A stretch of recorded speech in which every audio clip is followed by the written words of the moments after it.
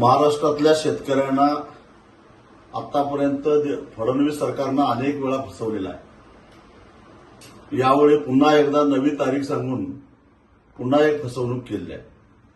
November महिन्यामध्ये नागपूरमध्ये 2 दिवस राष्ट्रीय महामार्ग रोखून धरून अगदी हायकोर्टानं आदेश देऊन सुद्धा शेतकरी मागे हटलेले नव्हते आणि त्यावेळी कुठं लाजत सरकारनं 30 जूनच्या आत आम्ही कर्जमाफी करू अशा प्रकारचं आश्वासन दिलं, तशी घोषणा केली।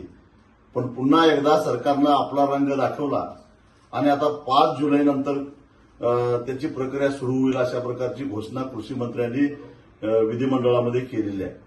वास्तविक आता राज्यपालाकडे जायचं काहीच कारण नव्हतं, कारण अर्थसंकल्पीय अधिवेशनामध्ये बजेटमध्ये तरतूद केलेली होती, बजेटमध्ये तरतूद केलेली आहे आणि त्याच्यामध्ये एवढे निकष आणि एवढे कसोट्या लावलेल्या आहेत की 35,000 कोटीची ही कर्जमाफी 7-8 हजारच्या पुढे जात नाही आणि ती सुद्धा देत असताना अशा प्रकारचा कंजूसपणा दाखवणे सरकारला शोभणार नाही।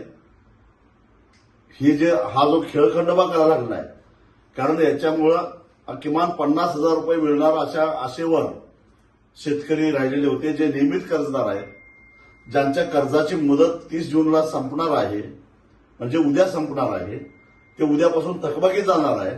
त्यांनी असं नियोजन करून ठेवलेलं होतं की किमान 50,000 आपल्या अकाउंटला जमा होतील आणि उरलेले पैसे आपण कर्जाचे भरायचे, असं नियोजन ज्यांनी केलेलं होतं ते आता पुन्हा कर्जबाजारी होणार आहे आणि अशा प्रकारे शेतकऱ्यांच्या भावनेशी खेळण्याचा काही एक अधिकार सरकारला नव्हता।